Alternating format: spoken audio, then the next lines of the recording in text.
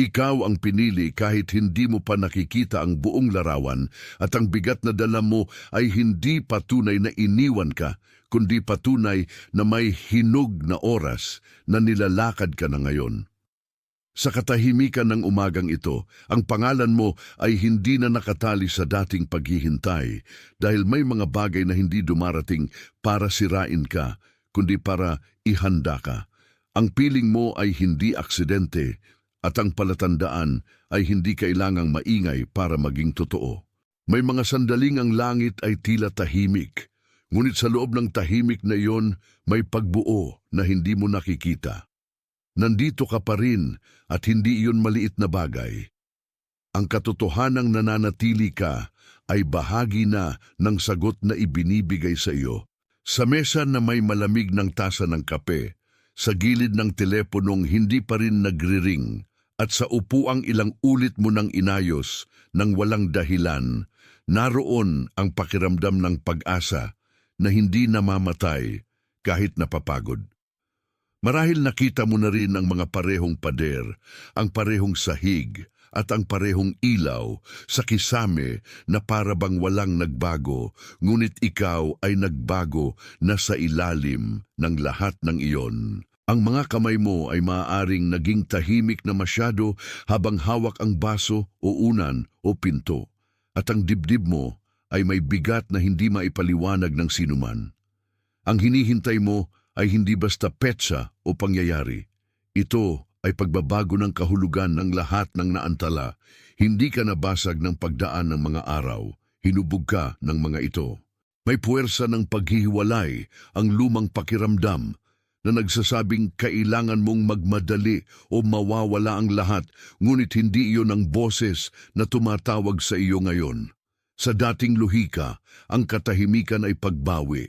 Ngayon, ang katahimikan ay maaaring proteksyon. Sa dating alaala, ang hindi agad pagdating ay pagtanggi. Ngayon, ang hindi agad pagdating ay paghahanda.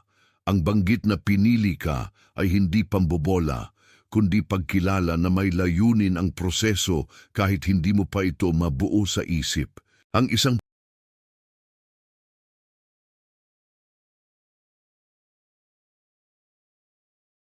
Pansin, kailangan mong maghanda ngayon. Naghanda ako ng eksklusibong material para sa mga nararamdamang inihiwalay para sa mas dakilang layunin, ngunit nabubuhay na napapaligiran ng ingay, mga abala at mental overload. Ito ay isang 30 araw na paglalakbay na magbabago sa iyong buhay. Isang ginagabayang landas upang protektahan ang iyong isipan at maghanda sa darating na may pang-araw-araw na pagsasanay sa focus, limitasyon at disiplina. Itigil mo na ang pakikipag-usap sa ingay. Matutunan mong tukuyin ang mga abala bago kanila kontrolin at palakasin ang iyong isipan. Available din sa immersive audio version. Mahigit 10,000 mambabasa na ang nagbago ng kanilang buhay sa pamamagitan ng 30 araw na paglalakbay. Libu-libong tao na ang nagsimula sa pagbabagong ito, mga taong tulad mo na pagod na sa pamumuhay sa ulap, mga ordinaryong taong nagdesisyon nang ihinto ang pagtanggap sa mental chaos.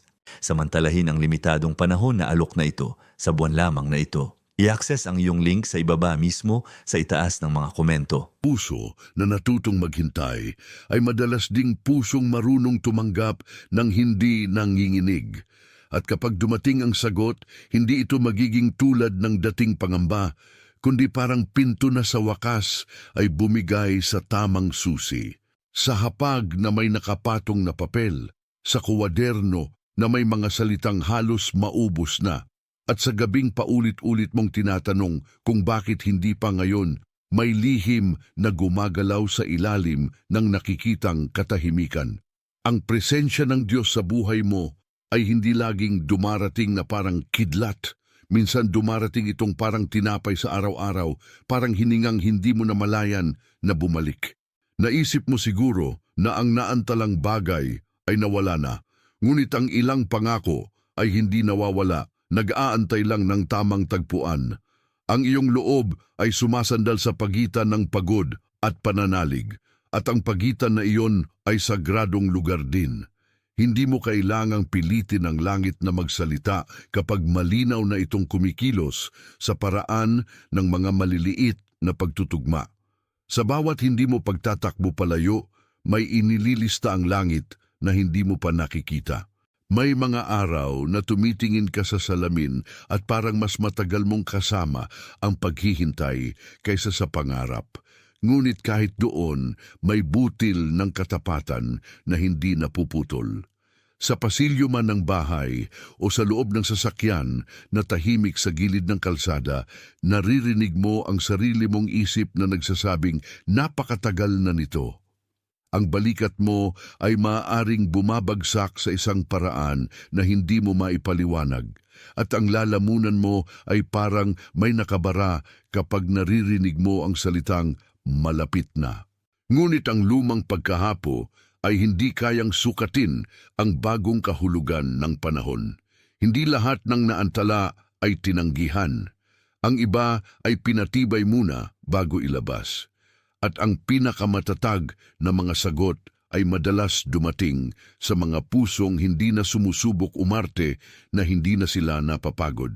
Sa katahimikang ito, may anyo ng pag-ikot na parang bato sa tubig, at ang bawat alon ay tila may dalang tanda na hindi mo basta may sasantabi. Ang isang bukas na aklat sa gilid ng kama, ang kurtinang bahagyang gumagalaw, at ang mensaheng hindi mo agad nabuksan, ay parang magkakapatid na palatandaan ng iisang bagay. Hindi ka tinuturuan ng Diyos na umasa sa pantasya. Tinuturuan kanyang kilalanin ang mga pirasong umaakma sa loob mo. Ang pagkapit mo sa lumang interpretasyon ay natural dahil sanay ang puso mo na maghintay ng paliwanag bago maniwala. Ngunit ngayon, ang paliwanag ay maaaring nagsisimulang umayon sa panalangin na matagal mo nang ibinubulong. Kung papansinin mo, may kapayapaang dumarating bago pa man dumating ang buong sagot, at iyon ang unang kamay na humahawak sa iyo. Nasa tabi ka ng bintana o sa gilid ng kama, at ang liwanag sa labas ay hindi pa ganap na sumisikat, ngunit sapat na para makita mong may pagbabago sa himig ng hangin. Hindi mo kailangang itago ang pagod na tumama sa iyo dahil ang pagod na iyon ay naging guhit ng iyong paglalakbay, hindi tatak ng kabiguan. Sa dibdib mo, may munting pag-angat na minsan ay agad mong pinapatay dahil natatakot kang umasang muli. Ngunit ang pag-asa na may ugat sa katotohanan ay hindi mapanlinlang na damdamin.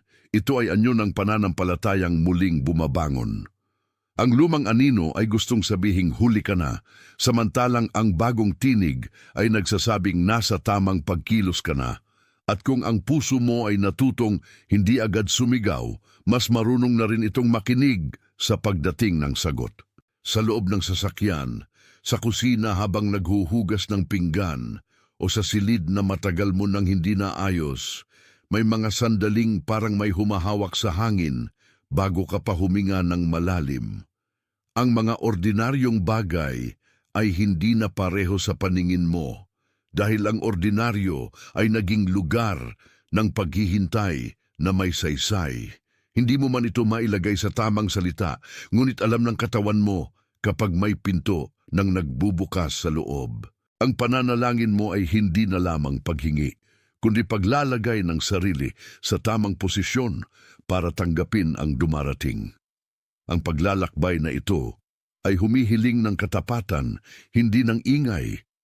At ang katapatan mo sa gitna ng pagkapagod ay isang patunay na ang inihanda para sa iyo ay mas malalim kaysa sa takot mo. Kung may isa mang bagay na naramdaman mong umaabot sa iyo sa mga huling sandali ng pakikinig, isulat mo ang numerong 888 sa mga komento. Ang maliit na pag-type na iyon ay hindi walang saysay. Ito ay simpleng pagsang-ayon ng loob na may pag-apaw na paparating. Hindi ito hiwaga na kailangang takutin ka, kundi tanda na may kabuuang hindi na mahahawakan ng lumang kakulangan. I-type mo ang 888 pagkatapos ay bumalik ka sa akin. At habang ginagawa mo yon, hayaang ang loob mo ay tumahimik ng kaunti para marinig ang sarili nitong oo. Ang sagot ay mas malapit kaysa sa inaakala mo. Sa trabaho man, sa tahanan o sa tahimik na sandali bago matulog, patuloy na bumubukas ang larawan ng isang pusong hindi iniwan sa gitna ng proseso. Ang mga oras na pinakamatagal mong tiniis ay hindi na lamang buhos ng pagod. Nagiging hulmahan sila ng kapangyarihang marunong maghintay. Ang mga salitang paulit-ulit mong hindi nasabi ay naging saksi sa paghubog ng iyong pag-asa. Ang landas ng pinili ay hindi laging mabilis, pero totoo ito sa bawat hakbang. Kapag bumitaw ka sa lumang takot, mas malinaw mong makikita ang patunay ng pagkilos na matagal nang naroon. At doon nagsisimula ang pamamayani ng kapayapaang hindi nakasalalay sa bilis ng mga pangyayari. May mga lugar sa loob ng bahay mo na tila laging may natitirang bakas ng kahapon. At doon mo mas napapansin ang pagkakaiba ng dating sarili at ngayon. Ang isang kumot na maayos na nakapatong, ang ilaw na pinatay mo bago sumapit ang antok, at ang cellphone na minsan mong tinitingnan ng walang laman na mensahe ay parang mga saksi ng pagod mong tahimik. Ang katawan mo ay maaaring naglalakad na parang may pasaning hindi nakikita ng iba, ngunit ang espiritu mo ay unti-unting nakatindig. Kung may naantala, hindi ibig sabihin ay nawala, maaaring pinapahinog pa lang ito para hindi mo ito tanggapin ng kulang. Ang pagdating ng iyong sagot ay magiging tanda na ang panahon ng paglipat ay hindi ka nilampasan. At ang pagbangon mo bukas ay mas mabigat sa katotohanan kaysa sa nakaraan mong pangamba. Ang larawan na matagal nang sumusunod sa iyo ay parang ilog na dahan-dahang lumalawak, at ang dating makitid na daan ay hindi na kayang pigilin ang dumadaloy. Sa bawat pagbabago ng ihip, may tunog ng pagbubukas na hindi mo mapipilit, pero maririnig mo kapag tumigil ka sa pagmamadali. Ang puso mo ay parang ilog ding matagal nang pinipigilang umusad, ngunit hindi ito nasira sa pagkakabihag. Ito ay naghanda ng sariling lakas. Kung masyado kang matagal na tumingin sa mga hadlang, baka hindi mo napansin na ang tubig ay nakahanap na ng bagong daan. I-type mo sa mga komento ang Iyo Veyo Iso. Kung ang larawang ito ay tumama sa lugar na hindi mo maipaliwanag, hayaan mong mapirmi ang pagkilala sa pamamagitan ng mga salitang yon. Pagkatapos, bumalik ka sa akin at hayaang ang loob mo ay sumunod sa daloy na ipinakikita ngayon. Sa mesa ng kusina o sa maliit na sulok ng kwarto, maaaring naroon ang tahimik mong pagninilay habang nakaharap ka sa isang bagay na dati ay nagpapaluha sa iyo. Ang pagiging pinili ay hindi laging nararamdaman na parang tagumpay. Minsan, nararamdaman itong parang pagod na marunong ng hindi sumuko. Ang mga kamay mo ay maaaring nakahawak sa isang tasa, isang rosaryo o sa gilid ng upuan, at sa paghawak na iyon, may lihim na nagpapatibay sa iyo. Ang banal ay madalas kumikilos sa paraang hindi agad napapansin ng ingay, at ang katahimikang iyon ay nagiging lagda ng katapatan. Ang dating takot ay gustong umangkin sa huling salita, ngunit ang bagong panahon ay may sariling tinig na hindi mapuputol. At ang taong marunong tumanggap ng dahan-dahang sagot ay mas handang humawak ng malaking kaloob. May mga gabing tila hindi mo alam kung tutuloy ka pa ba o hihiga ka na lang ng mabigat, at sa pagitan ng dalawang iyon, may piraso ng kapayapaan na hindi mo inaasahan. Sa gabing iyon, ang lampara sa sulok ay nagiging parang munting bantay sa loob ng dilim. Ang mga mata mo ay maaaring mabigat, ngunit ang pagod na iyon ay hindi na lamang pagkatalo.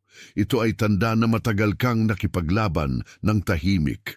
Ang mga naipong luha ay hindi laging bumabagsak, ngunit nabubuhay silang gaya ng tubig sa ilalim ng lupa, naghihintay ng tamang paglabas. Kapag ang sagot ay dumating, hindi mo na kailangang piliting paniwalaan ito dahil ang puso mo ay naglakad na patungo rito habang hindi mo pa napapansin, at ang kapayapaan na iyon ay magbibigay daan sa iyo upang huminga ng mas buo bukas. May direksyon ang lahat ng ito, At hindi ka lang basta dinala ng mga araw, dahil ang mga araw ay naging guro rin.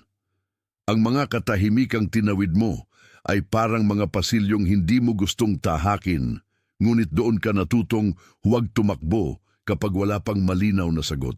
Sa bawat pagbukas ng bagong umaga, may panibagong anyo ng pagtitiwala na hinuhubog sa loob mo.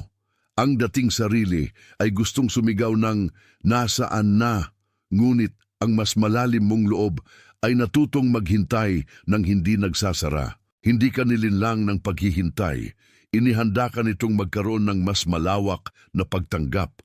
At iyon ang dahilan kung bakit ang pagpapatuloy mo ay hindi lamang pag-asa, kundi pagsasanay sa pagkilala ng darating. May mga sulok sa bahay na mas tahimik kaysa dati at sa katahimikang iyon, mas naririnig mo ang tibok ng sariling dibdib. Ang mga sapatos na nakalagay sa gilid, ang nakabukas na bintana, at ang tunog ng hangin sa labas ay nagiging bahagi ng isang lihim na pagpapatatag. Ang katawan mo ay maaaring may bahagyang panginginig kapag may balitang inaasahan, ngunit sa ilalim nito may katatagan na hindi mo pa dati kilala. Ang hinahanap mo ay hindi simpleng ginhawa. Ito ay pagkilos ng katotohanan sa pagitan ng mga huminto mong daliri. Sa ganitong uri ng paghihintay, lumalabas ang totoo kung saan ka nakatayo. At kung ang puso mo ay hindi pa ganap na payapa, nagsisimula pa lamang itong maalala kung ano ang tunog ng pagdating. Ang larawan ng ilog ay hindi na lamang tungkol sa pagdaloy, kundi tungkol sa paglapad, at ang paglapad na iyon ay may kasamang lakas na hindi na mapipilitang bumalik sa dati nitong singit. Sa isang batyang may tubig o sa isang daanang basa mula sa ulan, makikita mo ang pagkakaiba ng maliit na agos at ng dumadagundong na pag-abot. Ang iyong loob ay ganoon din dahil minsang hinigpitan ng takot at ngayoy handa ng umangkop sa mas malaking gawain. Hindi mo na kailangang ipilit ang lumang anyo kapag may bagong anyo nang ibinubukas sa iyo. Ang lumang takot ay nagmumukhang mas maliit kapag tinapatan mo ito ng dahan-dahang pananalig. At ang susunod na hakbang mo ay hindi kailangang marahas para maging totoo. Sapat nang tumuloy ito sa tamang direksyon. Sa gitna ng mga palatandaang ito, may panandali ang paghinto na parang paghinga sa pagitan ng dalawang tibok ng puso. Huwag mong basta lampasan yon dahil doon pumapasok ang pagkilala na matagal mo nang hinihintay. Kung may mga linyang tila tumama sa loob mo na hindi mo maipaliwanag, isulat mo sa mga komento ang esto pronto. Ang simpleng tatlong salitang iyon ay hindi basta porma. Ito ay tanda na nakahanda na ang iyong loob na tumanggap ng inihahain. I-type mo ang mga salitang iyon at bumalik ka sa akin habang pinapahintulutan mong manatili ang kahulugan nito sa iyo. Ang pagkilala ay hindi pagtatapos. Ito ang pinto ng pagpasok. Sa pagitan ng kama at ng dingding, sa gilid ng aparador o sa dulo ng mesa, may puwang na dating pinupuno ng pag-aalala at ngayoy maaaring punuin ng panatag na paghihintay. Ang isang maliit na ilaw na nakabukas, ang ingay ng pinto sa malayo at ang katahimikang dumadampi sa balat mo ay bumubuo ng isang tanawin ng pagiging handa. Ang dibdib mo ay maaaring bahagyang bumibigat kapag inaakala mong may darating na kabiguan, ngunit ang loob mo ay natututo ng hindi agad tumakas. Ang pangako ay hindi kailangang sumigaw para maging totoo, at ang pagdating ay hindi kailangang maingay para maging ganap. Ang lumang identidad mo ay gustong manatili sa hinala, ngunit ang bagong ikaw ay natutong tumayo sa liwanag ng pagkilala. At kapag tumayo ka roon, mas madali mong matatanggap ang susunod na pagbubukas. May pamilyar na tunog ang paghihintay mo, tulad ng bahagyang kaluskos ng kurtina o pagaspas ng pahina sa tahimik na gabi. Ang mga ito ay hindi malalaking senyales, ngunit kasama sila sa himig na nagpapakita sa iyo na may buhay na gumagalaw kahit hindi mo ito pinapansin. Sa sandaling itinigil mo ang paghabol sa takot, nagsimulang lumabas ang tunay na ritmo ng pagbabalik. Ang mga bagay na dati mong hinahawakan ng mahigpit ay maaari ng hawakan ng mas banayad dahil hindi na sila ang tanging patunay ng iyong halaga. Ang patutunguhan mo ay hindi binubuo ng pagkabalisa, kundi ng panatag na pagsunod. At sa panatag na pagsunod na iyon, ang bukas ay nagiging mas malinaw kaysa kahapon. Ang bintana, ang mesa at ang cellphone ay parang magkakapatid na saksi sa pagbabago ng iyong loob dahil sa kanila mo nasusukat ang haba ng pagitan at ang lalim ng pag-asa. Kapag minsan tumingala ka sa dilim sa labas, hindi mo na lamang nakikita ang kawalan. Nakikita mo na rin ang espasyong maaaring pasukan ng liwanag. Ang katawan mo ay tumutugon sa bagong pananaw na iyon at ang mga balikat mong madalas na kabigat ay may dahan-dahang pagbukas. Ang lumang isip ay gustong sabihing masyado ng matagal, ngunit ang bagong pangunawa ay nagsasabing hinog na ang oras. Ang pagitan ay hindi ka kinain, binigyan ka nito ng lalim. At ang lalim na iyon ang magiging daan ng isang mas makabuluhang pagtanggap. Sa mga araw na tila walang gumagalaw, ang espiritu mo ay patuloy na gumagalaw sa ilalim.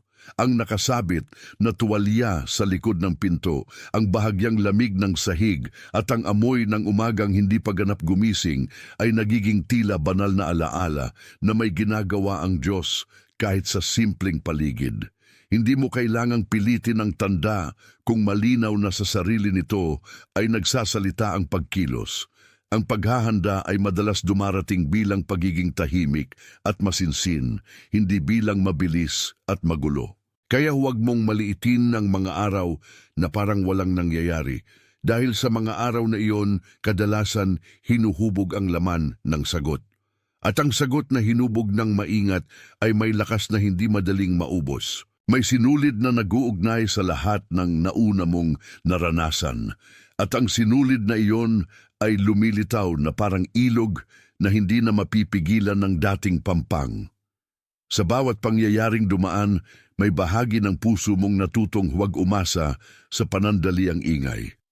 Sa bawat hindi mo pagkontrol, may lumalaking puwang para sa mas matibay na pagtanggap. Ang ilog ay hindi humihingi ng pahintulot sa bato para dumaloy.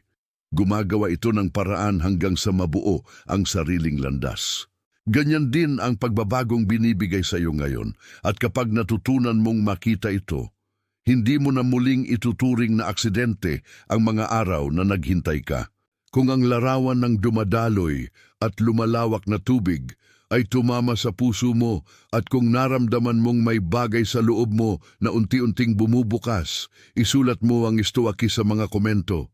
Huwag mo itong tratuhing maliit.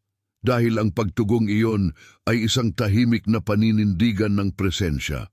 Ang presensya mong iyon ay nagpapatunay na hindi ka natangay ng lumang takot. I-type mo ang mga salitang iyon at bumalik ka sa akin na may mas mahinahong dibdib. Sa pagbalik mo, hayaan mong ang bagong pag-unawa ay maging mas totoo kaysa sa lumang pag-aalinlangan. Ang pagdalo mo rito ay bahagi ng pagbubukas na hinahanap mo. Sa gitna ng lahat ng ito, ang lakas ng loob mo ay hindi nanggagaling sa pagiging walang pangamba, kundi sa pagpiling huwag nang pasakop dito. Sa salaman, sa harap ng altar o sa tabi ng kama, mapapansin mong mas maingat ka ng huminga, mas tahimik maghintay at mas totoo makinig. Ang mga kamay mong dati ay madalas gumagalaw dahil sa nerbiyos ay natututo ng manatiling bukas. Ang katahimikang iyon ay hindi kawalan ng pag-asa. Ito ay anyo ng mas malalim na pagtitiwala. Ang pinto na binubuksan sa iyo ay hindi para sa dating takot, kundi para sa bagong pagtanggap. At ang pagtanggap na iyon ay magdadala sa iyo sa mas matibay na kapayapaan kaysa sa gusto mong maabot noon. Ang ilog sa loob ng larawan ay ngayon mas malinaw na at ang pagdaloy nito ay may direksyong hindi na nakasandig sa pangamba. Kung minsan, isang basong puno, isang tilamsik ng tubig sa lababo o ang mahinang agos mula sa gripo ay sapat para maalala mo na may kilusan kahit sa maliit. Ang spirito mo ay ganun din palaging kumikilos sa ilalim ng nakikitang katahimikan. Ang dating tanong na, kailan, ay unti-unting napapalitan ng, handa na ako. Diyang pagbabagong ito ay hindi agresibo, ngunit matibay. At kung magpapatuloy ka rito, makikita mong ang paghihintay ay naging ugat ng iyong pagkilala, hindi sugat ng iyong pagkalito. May isang sandali sa loob ng araw na halos hindi mahalata at sa sandaling iyon, kailangan mong maramdaman ang pagiging kasama mo sa lahat ng ito.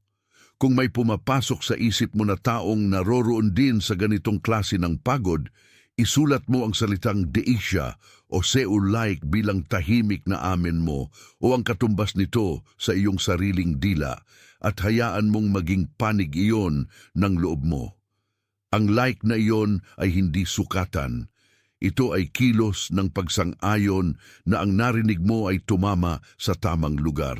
I-type mo ang pariralang iyon sa mga komento at bumalik ka sa akin ng hindi nagmamadali. Sa pagbabalik mo, hayaan mong ang tahimik na pagsang-ayon ay maging mas mahalaga kaysa sa dati mong pagdududa. Ang sumang-ayon ay minsan ding paraan ng paglapit sa kapayapaan. May mukha ring biglang naaalala ang puso mo habang sinasabi ang lahat ng ito. Marahil isang taong tahimik na napapagod, isang taong masipag ngunit hindi napapansin, o isang taong matagal nang may dalang panalangin na walang nakakarinig. Kung may ganoong mukha na dumaan sa isip mo, ipadala mo sa kanya ang mensaheng ito bilang pag-aabot, hindi bilang rekomendasyon. May mga taong kailangan ang eksaktong parehong paalala na tinatanggap mo ngayon dahil sila rin ay nasa pasilyo ng paghihintay. Ang pagbahagi mo ay parang paglapit ng ilaw sa ibang silid na matagal ng madilim. Huwag mong isipin na maliit iyon dahil ang mga simpleng pag-abot ay madalas kasing banal ng malalaking sagot. At sa pagbibigay mo, nagiging bahagi ka rin ng pagdating na hindi lang para sa iyo. Bago ito magsara, isulat mo sa mga komento ang iuso eskulido. Hindi ito hiling at hindi ito pag-asa lamang. Ito ay kumpirmasyon ng pagkakakilanlan na unti-unting nabuo sa buong pakikinig mo. Ang mga salitang iyon ay dapat isulat, hindi lamang isipin, dahil ang pagsulat ay anyo ng pag-ako. Kapag isinulat mo iyon, pinapahintulutan mong tumayo ang sarili mo sa loob ng liwanag na matagal nang nakalaan. Pagkatapos mong gawin iyon, bumalik ka sa akin ng may mas malinaw na paninindigan. Ang pag-ako mo sa pagkakakilanlan ay hindi pagtatapos ng kwento. Ito ang simula ng mas matibay na pamumuhay. At ang sinumang naguuwang tumanggap ay mas handang humawak ng dumadating. Ngayon ay maaari mo nang tingnan pabalik ang buong ilog ng mga palatandaan. Mga pagod na gabi, mga tahimik na umaga, at mga paalpasang loob na hindi mo agad naunawaan noon. Ang lahat ng iyon ay magkakaugnay dahil ang naantala ay hindi simpleng nawala. Ang naipon ay hindi simpleng nagdulot ng bigat at ang mga katahimikan ay hindi simpleng kawalan ng sagot.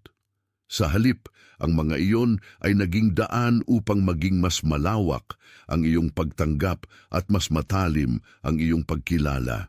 Sa puntong ito, mas malinaw mong nakikita kung bakit ang mga piraso ay kailangang dumaan sa ganoong anyo bago magkasama.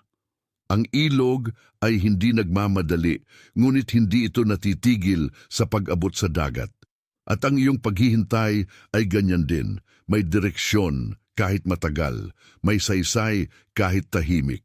Ikaw ay pinagtitibay ngayon sa mga bahaging matagal ng pagod, at ikaw ay naaalala kahit noong akala mo'y hindi ka napapansin.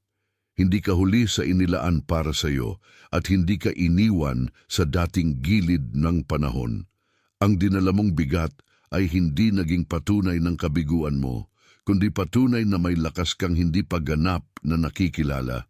Sa bawat sandali na inakala mong walang gumagalaw, may gumagalaw palang hindi mo agad nakikita. Sa bawat pagkakataon na nakaramdam ka ng pag-iisa, may katotohanang mas malawak na sa iyo ang kasama. At ang pinili ay hindi kailangang ipagsigawan ang sarili para maging tunay. Sa mundo ring ito, may iba pang mga puso na kasalukuyang tumatanggap ng parehong pagkilala kahit hindi nila alam ang pangalan ng nangyayari. May mga tao ring tahimik na bumibigat ang dibdib, tahimik na bumabalik sa panalangin at tahimik na natutong huminga muli. Hindi mo kailangang ipaliwanag ang lahat para maging totoo ang pag-aari mo sa pagkilos na ito. Bahagi ka ng isang bagay na hindi kailangang maingay para maging ganap. Kumapit ka sa dumarating na kapayapaan at huwag mong bitawan ang natamong liwanag. Bukas ang pinto at maaari kang pumasok ng payapa. Nakatakda na ito. Pansin, kailangan mong maghanda ngayon. Naghanda ako ng eksklusibong material para sa mga nararamdamang inihiwalay para sa mas dakilang layunin, ngunit nabubuhay na napapaligiran ng ingay, mga abala at mental overload. Ito ay isang 30 araw na paglalakbay na magbabago sa iyong buhay. Isang ginagabayang landas upang protektahan ang iyong isipan at maghanda sa darating na may pang-araw-araw na pagsasanay sa focus, limitasyon at disiplina. Itigil mo na ang pakikipag-usap sa ingay. Matutunan mong tukuyin ang mga abala bago kanila kontrolin at palakasin ang iyong isipan. Available din sa immersive audio version. Mahigit 10,000 mambabasa na ang nagbago ng kanilang buhay sa pamamagitan ng 30 araw na paglalakbay. Libu-libong tao na ang nagsimula sa pagbabagong ito, mga taong tulad mo na pagod na sa pamumuhay sa ulap, mga ordinaryong taong nagdesisyon nang ihinto ang pagtanggap sa mental chaos. Samantalahin ang limitadong panahon na alok na ito sa buwan lamang na ito. I-access ang iyong link sa ibaba mismo sa itaas ng mga komento.